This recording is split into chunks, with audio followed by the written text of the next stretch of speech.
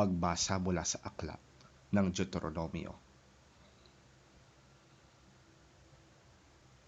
Ipagtanong ninyo kahit saan at kahit kanino kung may naganap ng tulad nito.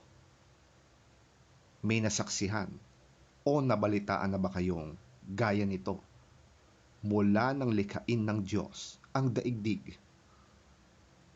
Maliban sa inyo, mayroon pa bang ibang sambayanan na nakarinig sa tinig ng isang Diyos mula sa haliging apoy at nanatiling buhay?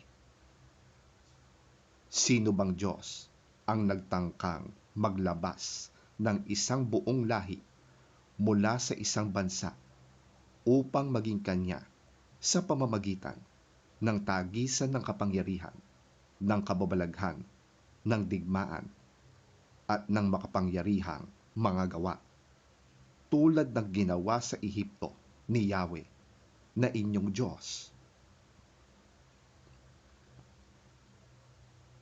Dahil dito, tandaan ninyo at huwag kalilimutan na sa langit at sa lupay walang ibang Diyos liban kay Yahweh. Kaya nga, dapat ninyong sundin ang kanyang mga utos at tuntuning sinasabi ko sa inyo ngayon. Sa ganoon, pagpapalain kayo at ang lahing susunod sa inyo. Magtatagal kayo habang panahon sa lupaing ibinigay sa inyo ni Yahweh na inyong Diyos.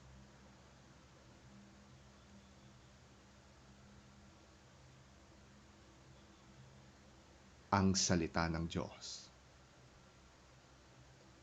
Salamat sa Diyos.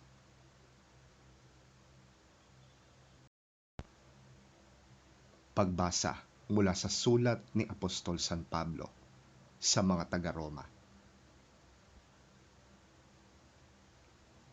Ang lahat ng pinapatnubayan ng Espiritu ng Diyos ay mga anak ng Diyos, sapagkat hindi ibinigay sa inyo ng Diyos ang Espiritu upang kayo'y gawing mga aliping namumuhay sa takot. Sa halip, ibinigay sa inyo ang Espiritu upang kayo'y gawing mga anak ng Diyos. Kaya nakatatawag tayo sa Kanya ng Ama, Ama ko.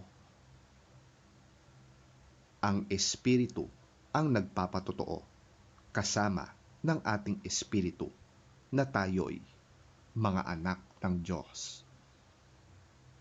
At yamang mga anak, tayo'y mga tagapagmana ng Diyos at kasamang tagapagmana ni Kristo. Sapagkat kung tayo'y kasama niya sa pagtitiis, tayo'y makakasama niya sa kanyang kaluwalhatian.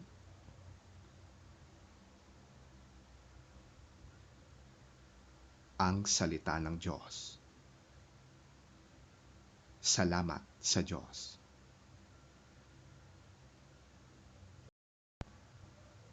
Ang mabuting balita ng Panginoon ayon kay San Mateo. Papuri sa iyo, Panginoon. Pumunta ang 11 alagad sa Galilea, sa bundok na sinabi sa kanila ni Jesus. Nang makita nila si Jesus, siya'y sinamba nila. Subalit, may ilan sa kanilang nag-alinlangan. Lumapit si Jesus at sinabi sa kanila, ibinigay na sa akin ang lahat ng kapangyarihan sa langit at sa lupa. Kaya't habang kayo'y humahayo, gawin ninyong alagad ko ang mga tao sa lahat ng bansa. Bautismuhan ninyo sila sa pangalan ng Ama at ng Anak at ng Espiritu Santo. Turuan ninyo silang sumunod sa lahat ng iniutos ko sa inyo. Tandaan ninyo, ako'y laging kasama ninyo hanggang sa katapusan ng panahon.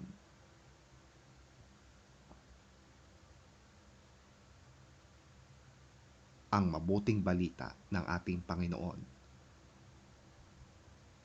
Pinupuri ka namin, Panginoong Jesucristo.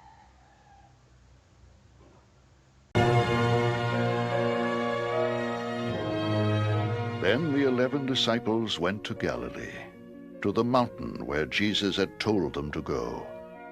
When they saw him, they worshipped him, but some doubted. Then Jesus came to them and said, All authority in heaven and on earth has been given to me. Therefore, go and make disciples of all nations, baptizing them in the name of the Father, and of the Son, and of the Holy Spirit, and teaching them to obey everything I have commanded you. And surely I am with you always, to the very end of the age.